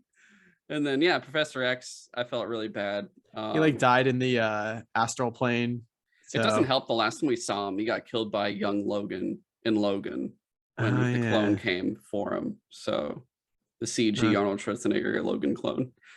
I forgot about that. Yeah, I know, right? Wow. Yeah, so I'm like, oh fuck, oh Jesus Christ again. And then of course, Morty is like the only one that's still alive, which is kind of funny. He just he's just kind of is there, I guess. Yeah, he's like, well, I guess I am the Illuminati now. So that was interesting. And Professor X, he might meet up with his other self. I did like that they did give Professor X the role of like, hey, if you somehow do break out, just make sure you do this, this, and this, go to this way and do this thing. And you're like, yo, thanks, Professor X. You're still cool, man. You're still cool. I like you. I love Mordo. Like, even then was like, yo, wait, what do you mean if he breaks out? Yeah, you're just like, oh fuck. And then yeah, that was pretty much more or less the movie. But I guess ending it there, like, how do we feel overall? I think I said in the beginning it was like fine. Like I wasn't super hot on the story or some of the characters, but it was at least entertaining to watch. So it was fun. Just it's not going to stick with me more than most of the other Marvel movies, but yeah. And for me, I think it's, like I said, it's better than, I liked it more than the first one. This is more memorable just in the sense that I had all the Raimi shit. The Illuminati stuff was there, and more so, I think, just having Professor X and John Krasinski's Mr. Fantastic are like the things that more stick in my head than anything else. And yeah, otherwise it was fine. I think it's still in like the mid tier of other Marvel stuff. I feel like majority of the Marvel movies for me just kind of go into the middle, and it's just a giant, like, I just throw it in a bowl and I don't look at it. I'm just like, yeah, it's in the middle there. And there's like a small amount at the bottom that are just like, oh, I just don't think these are good at all. These are just bad. And the top ones where I'm like, oh, these are all really great. I like these a lot. But the middle one is just kind of like the I don't know, it's just like the biggest portion, I would say, because the majority of them to me are just always kind of mid, and this one just kind of goes in there. It's just higher than the first one, but both are more or less in there, though the first one much more closer to the bottom where it's teetering between both. So yeah. Otherwise, Doctor Strange 3, I guess quick talk. The post-credit scene we see Clea played by Charlize Theron, who is now in the MCU. She's supposed to be like, just because I did lightly look through Doctor Strange stuff, not because of this movie, but because of there was a comic event before called like recently called the death of Doctor Strange. Like they killed him off. I don't know if it was permanent or not, or not permanent. Obviously, they always bring him back, but like if it was like a instant thing or if they were not actually killing him or whatever. But I did know, like learning through, just kind of briefly looking through it, like Clea was his ex-wife and she was also like a sorcerer. I don't know if she became a sorceress supreme. One of the main things I know about her, that like I did like a little bit of research when Charlize Theron posted a picture of herself in the makeup and stuff. Clea apparently was like, she lived in the oh god, what Dormammu's dimension. I totally the dark dimension, right? The dark dimension. And so that's like interesting that she's actually not from there, but it's just like she's spent like her entire life there basically. Yeah. And it's going to be interesting because, the whole thing is like during this whole thing, you're having the door close on Christine. And it's like, okay, cool. Rachel McAdams is done. She's probably not in the next movie. And they're like, Doctor Strange will return, blah, blah. But I'm guessing like this is the one where we're going to get like, okay, we're done potentially for the Doctor Strange in the multiverse. We're done with him and like Kamar-Taj stuff for now. I think what it's going to be is full on like dark dimension shit. You'll have the main villain be Dormammu. You'll finally get Dormammu as like the main thing. You'll have him and Clea do their thing and become a thing, I assume. And he'll be like, yeah, now we're a sorcerer power couple or some shit. And I'm sure Morju will finally make his return too. And that'll be like a sub portion. Maybe he's serving Dormammu. Who knows? Like, I don't know what the fuck's going on. So that's more or less everything I think it's going to happen with the third one. So I don't know if there's anything else you'd want to say for that, but I think it's pretty, I guess, basic, straightforward, right? I don't know. What do you think? Oh man, he froze. Okay. Real fast. There you go. Are you back? Yeah. No, I don't have anything else to add. That's about it, I think. Okay. Then moving on to Moon Knight, because we do have we have to get through this for time's sake. Oh wow. Yeah, we went on for a bit. Yeah, I went on too long for some of this shit. Yeah, so Moon Knight. This is, I think, it's a different set of topics, I guess, for it. The first thing being the difference between the comics and the show. I don't have much to add there. I've never really read a Moon Knight comic. So I have a little bit, and I do know, like, okay, so for the show, the show is, I did like the show. I'll start off by saying that I did like it. I think I liked it more than most of the other Disney Plus MCU shows so far. Like it, I think I've enjoyed it more, but that's because, like I said, Moon Knight has been a character I've always been more interested in, but I've never really had a chance to really read into too much. I did read so that's the thing. I have read a Moon Knight run. I read Michael Bendis's run, which was only like 12 issues, but in it you have Mark Spector as Moon Knight, and his personalities in there are three heroes. You have Spider-Man, Wolverine, and Captain America. And those are the three personalities inside him, all being like, hey, let me do whatever, blah, blah, blah. And by the end of it, I forget who he's fighting, but there's like a SHIELD agent that's his like love interest in it, and she ends up like dying. And for some reason, Iron Man is talked about too for a little bit. But at one point, the Wolverine personality kills the Spider-Man and Captain America personalities in it and they are replaced by, because his the SHIELD love interest dies. She becomes one of the personalities, and so does Iron Man. So then it's Wolverine, Iron Man, and her in his head. But he's not like losing control of his body that much, like going like, oh fucking shit, oh Jesus Christ, like I don't know where I am, I'm waking up and blah blah. Like it's very much like he's still more or less in control. He's just having the power of the personalities help him do what he needs to do. Like they're more or less working in sync with each other, not like fighting and doing all this crazy shit. But this was like 2012 or something when this came out, I want to say, because after Bendis did that event, Rage of Ultron, I think, or no, it was Age of Ultron. He did the Age of Ultron event, and that was fucking horrible, which sucks because I usually like Bendis' stuff, but I think Age of Ultron was probably his worst thing. And it just, I think Moon Knight was in it for a second, but after that I stopped reading because I think it was it was a while before they brought back Moon Knight into another series, and they've had, I want to say, 2 or 3 more runs since then, and they've had many more before that. So I don't really know everything else. I just know like Mark Spector was a mercenary. He is pretty much possessed by, he's like an avatar for Khonshu, who's like that Egyptian god.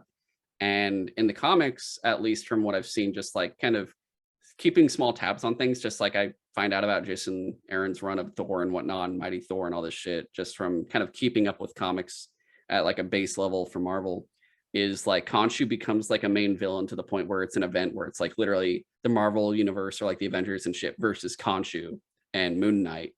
And eventually, like, I think Moon Knight turns against Khonshu or something, but like it's a whole thing. Now with the show, obviously it's not like that at all. And it's just this fucking dude, Stephen Grant, like, I don't know what the fuck is going on. Holy shit. And Mark Spector just trying to regain control. And that's what I was kind of confused by in the beginning, was why is Stephen Grant always in control this time? And then I'm waiting because I'm like, I know Mark Spector's Moon Knight. Like I've at least read enough to know that. And when we finally see it, like, oh, okay, so Stephen Grant's like Mark Spector when he wants to live a normal life, more or less. He's like his weird safety feature. Yeah. And I'm like, okay, cool, I guess, because I was fine with Stephen Grant, but I'm also, the whole time I'm watching the show and seeing Stephen Grant, I'm literally like, it's cool. I'm waiting for Mark Spector to be in charge. I'm waiting for Mark Spector to take over the story because I know Mark Spector's fucking Moon Knight. Yeah. I did love one of the first times that Steven was like in trouble, and Khonshu just like a disembodied voice is just like, oh great, the idiot's in charge again. Yeah. And you're just like, okay. And it's funny because I'll say really fast, Khonshu's voice reminded me of Optimus Prime so many times from Transformers. I don't know why. I could see that a little bit. Yeah. Otherwise, I do see that, because I did, Brandon Blocksdorf was going to be on here, and he had said he did not like Moon Knight. He hated it. Really? Yeah. And I would imagine this was probably wise, because compared to the comic version, this is like horribly inaccurate. I'm guessing. Like I said, I haven't read enough besides that 12-issue run, but in it, like, it didn't feel like that was the 12-issue run I read when I was watching this. I was like, these are not the same. And he's not like a wacky character that's kind of like comedy relief every 5 minutes. There was definitely a lot more tragedy with this character. Yeah. I mean, this character, like, Stephen Grant was comedy relief. Stephen Grant the whole time was comedy relief. Yeah, but like the whole reason why Stephen exists. Once they do the reason, yes, but like pretty much for like 5 out of 6 episodes, you're just like, oh, okay, all right. I'm not laughing though, but okay, I get. I felt, I knew the funny parts when they were the funny parts, but I don't know why I didn't laugh. I just never laughed. And I think that was like a thing where I was like, okay, well, that's the thing. And I just felt kind of whatever on it. And I do see that probably there were more, I guess, differences than similarities with the characters, at least personality wise, which, I get it. It's the MCU. It's going to be different. It's their, take on it, and they want to do with it that best fits their architecture for the universe, not necessarily the character, which is always the thing I might be worried about. Is it good for the MCU, or is it good for this character when you're doing this individualized version of them before you throw them into the fucking team blender and shit? So that is like one thing I do wonder, but otherwise, it was good. it was enjoyable in that sense. I don't know, how do you feel with all of that? It was a fun show. Like, I guess maybe it helps that I have like almost no reference for Moon Knight. That's what I felt too. I feel like I'd probably be angrier if I did like read a lot more Moon Knight. Yeah, so taking it on its own, I enjoyed it. Like I liked the mystery of like what's going on with Stephen Grant, and like what's going on, like where who is the real one? Is it Steven that's the real one, or is it Mark that was the original one? I knew that there was supposed to be like a third, like, Jake something personality, which was really weird that didn't show up until like the very end. Although that was kind of like a funny twist of like, oh, I only freed the other two. I still have a Moon Knight though. But like, I don't know. I really like Oscar Isaac, so seeing him kind of get to flex his acting skills and literally try to be like two different people the entire time was pretty fun. I am a sucker for like mythology stuff, and one of the ones I'm least knowledgeable about is probably Egyptian mythology. So it's always like interesting to see, a mythology that I'm not super knowledgeable about, and like maybe learn like a thing or two. Um, Although I really don't think a Marvel show is probably the best place to learn about real mythologies, especially if you're going by Norse mythology. But yeah, I don't know. I enjoyed this show for like, I mean, it was a nice little 6-episode miniseries. I don't know if they're gonna bother with the season 2. I'd like to see this character back at some point, but yeah, it was cool. I liked it. Okay.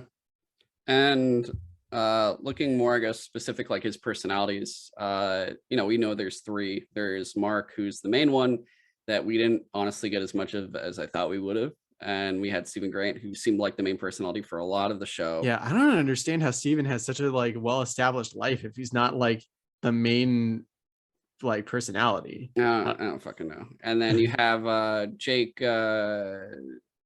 something, who is I believe originally a cab driver, and he's like speaking Spanish and shit, and you're like, oh, okay, that's the villain for season 2 and shit. But they were cool. I thought that I like you get the Jake references even in episode 1, where that girl's like, oh, we got that date. The date's with Jake. It's not with Mark, it's with Jake, because Mark is married to Layla. He doesn't care. I missed that, huh?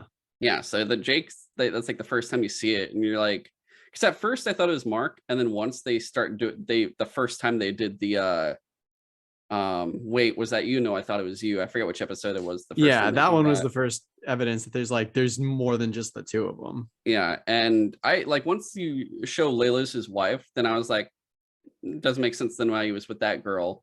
And so that I was like, oh, Jake seems like the dude who's like a ladies' man, who's like, oh, I want to, go out with all these chicks and stuff. But I figured there was 3 of them in the beginning, just because the way it seems in the comics, Moon Knight always has 3 personalities inside. So I was just waiting to see who it would be, or if there'd be a 4th one, because like Mark's like the main one. So I'm like, all right, well, who's it gonna be besides Steven and Jake then? Is there a 4th one? It's like, no, it's just, instead it is the 3 of them together, which was interesting, more or less. But I'm curious if they're trying to make that like, oh yeah, these are the only personalities you'll ever get, or there are like all these other ones built inside, which it made it sound like there's more potentially, maybe. But like, maybe the way it seems like the comics run is they always change it up. They don't always have the same 3, and they get killed off and stuff, where it's like, who's Mark gonna have in his head now, is like the thing that kind of keeps the story interesting, I guess, for that character in the comics. But I'm not sure if that's what they'll do in season 2 or not, or further in the MCU or and whatnot. But you had like 2 characters, Layla and Arthur.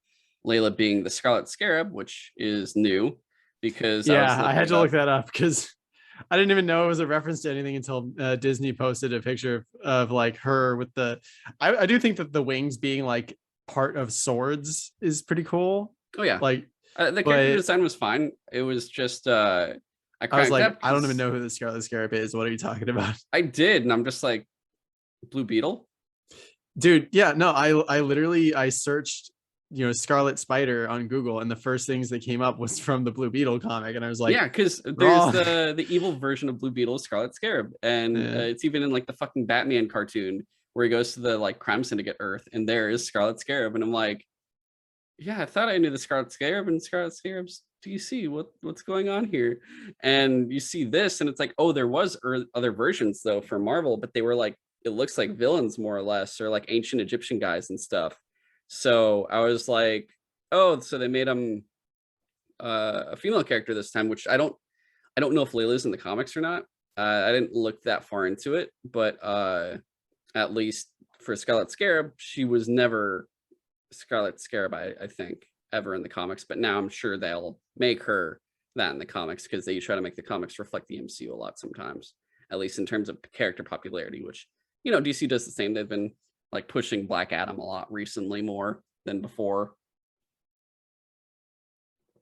And you know, I'm not against it because Layla was one of the more interesting characters for sure with her whole like past and stuff. Wasn't, you know, wasn't deep or anything. The show is pretty straightforward and basic at points in terms of like trying to understand all this stuff. I was like, oh, okay, this is easy, no worries. But you know, Arthur Harrow, being the other character, was the previous Moon Knight, and Yeah, that was an interesting twist. yeah, it's pretty interesting, and I'm pretty sure, like looking it up, because that, like I said, I only read one run of Moon Knight, so I wasn't sure, and I had to actually wiki this shit. But he was Moon Knight, I believe, before. Yeah, he was, or no, maybe he was. I actually don't know if he was or not. I'm not gonna look too much into it because I eventually do want to read everything. But he seems like he was a villain, and yeah, he was just a occupation, clinical research scientist, human, no alternate names. That's it. So they kind of made him a more. I think they changed him too. So Layla and Arthur are completely different than their comic versions, or exist now more than their comic versions. Interesting. Yeah, they don't seem like they were that played out. He was in the second volume of Moon Knight. I don't know if he was used afterwards, but it seems like he was a temporary character that they did not use afterwards that much. And I think, like, you know, him as a avatar of Ahmet, I thought that was cool. The way they did pull that off, though, and the designs for Scarlet Scab were cool. The designs for like his cane and the gods were also really cool. I did like those a lot too. I thought they were pretty funny. They're kind of cartoonish looking. Yeah, I also thought it was interesting that there was like an avatar for a bunch of different gods, and they just were like, I don't know, living their lives. Yeah. Uh they're just kind of like, we don't involve ourselves with humans anymore because they don't worship us. We don't have a reason to like be around or shown because who knows what will happen. And we see what happens. They all get kind of got, or at least their avatars get killed. I think the gods. Dude, I thought that like they were working with Arthur Harrow for some reason until like the last episode. And it's like, oh no, that guy is trying to release Ahmed. That was real. Like, wait, you actually believed him? Oh, okay. Yeah, you just kind of learn the Egyptian gods are fucking idiots. You're like, oh, yeah. These guys. There's a reason why they're not going to bother showing him in Thor, Love and Thunder, and it's just me the Greek gods and stuff. Yeah, they're all gone now. Yeah. But yeah, it's Gore the God Butcher shows up. It's just like, yo, I thought there were more gods here. What happened? Oh, they kind of kill themselves, sir. They sucked. These things happen sometimes, I guess, with the pantheons of the old. But dude, the writing team and the directors were really good here, and this is where it got interesting. Was I think this is where the greatest strength of the show was, because I see, like, I'm fine with like the way they use Layla is they try to put a lot of Egyptian and like Middle Eastern like influence into this, which, you know, we haven't gotten at all. And that's the cool thing about Moon Knight, and then following like Miss Marvel with the Pakistani background and whatnot, is we're getting all this stuff that probably, at least if someone else did it, would not have done it like this, and we wouldn't have gotten cool like Egyptian music in the credits all the time that's like modern and stuff. Because I usually skip the credits, but because it's always like it's the Loki theme, it's the Falcon Soldier theme, and you're like, okay, that's great, skip. And this one, I'm like, oh, this is actually music. Like, this is actually enjoyable. Like, I'm enjoying like this whatever genre of Egyptian music this is. It's really cool. And I do like that the showrunners made sure to be like, hey, let's turn her into an Egyptian hero. I didn't like that they said, are you an Egyptian hero? Where I was just kind of like, I am in Egypt. I'm a hero you've never seen before. Are you an Egyptian war? And it was just like, yes, It thank you seems like an for. unnecessary line. Yeah, it was kind of, it was a little, one of my friends said that, pointed that out, and he was like, it's kind of cringy. And I didn't think about it until he said it. Because at first he said the line and it didn't register with me. And once he said where it was from, I'm like, oh yeah, I didn't even think about that much. Yeah, you're right. It was pretty not good. And it's funny too, because like, you have an Egyptian female hero and then a Jewish male hero, because they do point out he has like yarmulke and stuff when he's leaving his mom's funeral that he didn't go into. Uh, Yeah.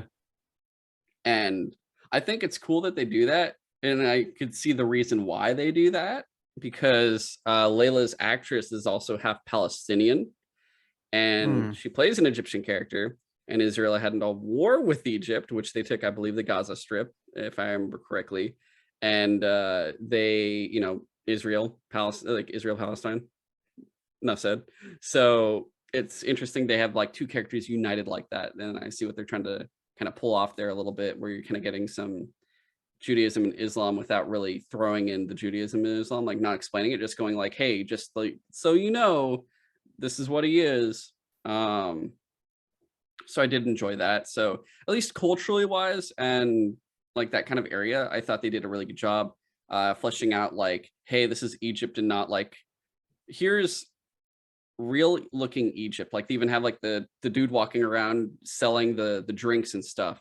Like it's supposed to, they're trying to make it feel authentically like, hey, this is actually what it looks like in Egypt right now. If you go through the streets of Cairo, this is what you're getting, instead of like a weird like Hollywood cinematic bullshit version that probably wouldn't be as accurate. And I think the even I forget which thing, but like the showrunners for the show, because I think they are Egyptian or some form of Middle Eastern, they do say like there was another movie or something that was culturally appropriate, and they're like, yeah, we wanted to make sure it was never this movie. They like pointed it out and said, we don't want it to be like that because that's bullshit and that's whitewashed as fuck. So that's why we wanted to do our own thing. I don't think it was Prince of Persia, but it could have been Prince of Persia or something else. But I was like, yeah, I agree with him here. I like what they're doing there. But yeah, otherwise it was fine. It was good. I enjoyed the show. I think I liked it more than Doctor Strange, just because, like I said, I've just actually been interested in Moon Knight. I thought the outfit for Moon Knight was really good.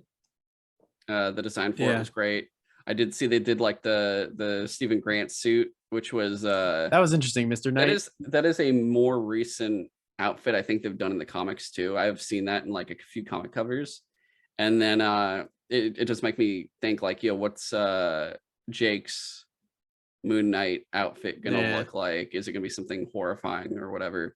But I do see like, okay, season 2 will just, they'll have a new like potentially Jake and Khonshu will be the villains maybe, and you have Steven and Mark working together and Layla working with them and stuff. But otherwise, I think the show also just had a bad ending.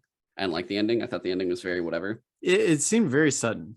Yeah, they just kind of are like, oh, it's whatever. And you're like, it's also really weird to me that they were like, we need to kill Arthur Harrow. And then he's like, he just couldn't do it. And I was like, no, but this guy needs to die. Like, he's currently because he was already defeated, and then you see him, and you see like what happens to him after, and it's like he isn't a threat anymore, and then they're just like, let's kill him anyway. Well, that I didn't understand either, because like he literally had Ahmet like trapped inside him, and I was like, wait, but no, don't you want to destroy that god though?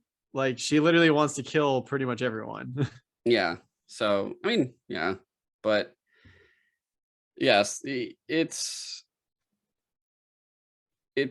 interesting, I guess. I don't know. It's hard to. I think I'd have to agree with you though. I think I did overall enjoy this show a bit better than Doctor Strange, just because like, I mean, it's definitely easier to pace stuff out when you have multiple like episodes to do, and it's like it literally had 6 hours to get the story across versus like 2.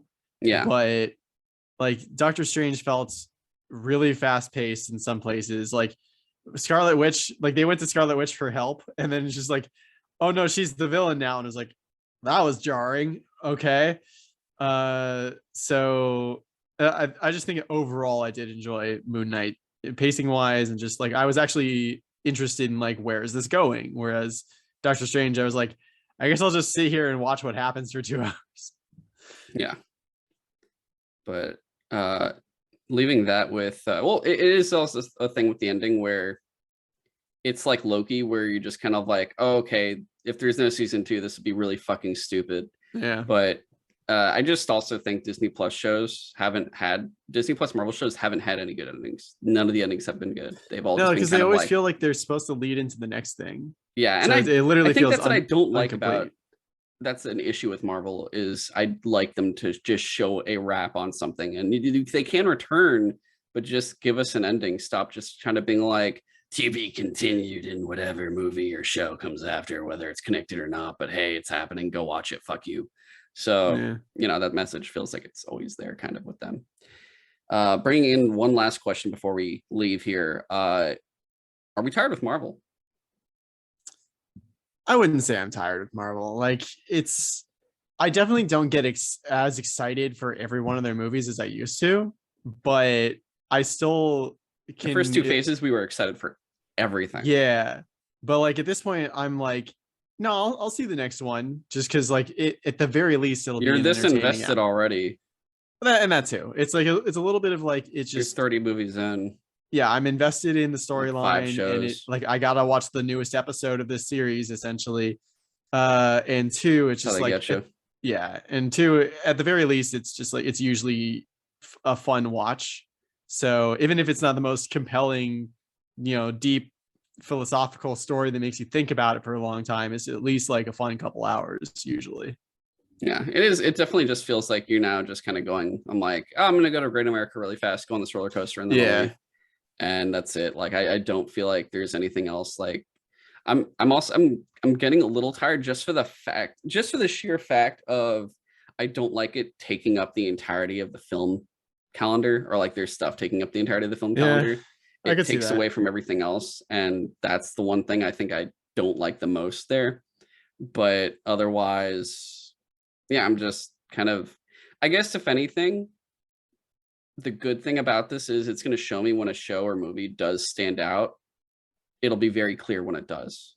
Yeah. Like I'll see which one where I'm like, oh, this is actually really fucking good, because it doesn't feel like another just kind of throw into the mid cookie jar of Marvel that majority of them fall into.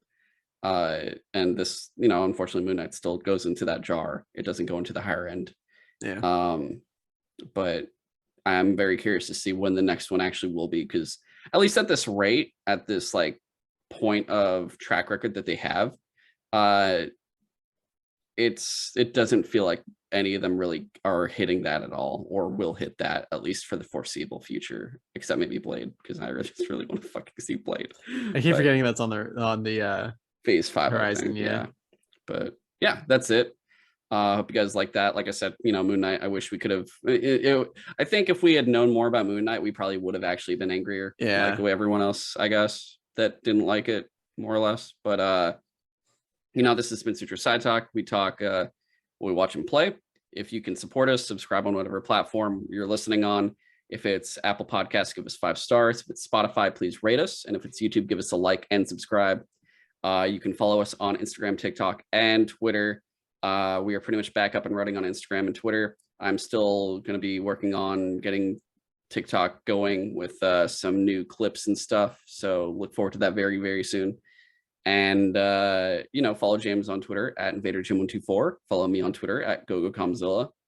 And we will catch you next week for episode 150 with Horizon the Forbidden West, which I actually still have to really start and get through. And I have 1 week to do it. Holy shit. Everything's going to be horrible. Or I'm going to be pretty much playing it like every night. It's just that's gonna be my nights. Every night after food is just gonna be just don't sleep. Yeah, just don't sleep. It's gonna be great. I think that during the last probably few days, if I'm actually losing time, I might just sleep less. That's probably what's gonna happen. We'll see what happens though. And then 151, the last episode of May, will be Halo. And this week though, look for 2 other episodes coming out this week as well. This of course comes out Monday. I think I'll still have it on Monday. Wednesday, we will have a Sutro Sidewatch episode on My Neighbor Totoro, the Studio Ghibli movie. And On Friday, we will have an up to it, down to it episode that we're actually recording right after this on surgeries, injuries, and hospital experiences. So that's going to be a fun cut topic. So until next time, everybody, so long. Thanks for listening.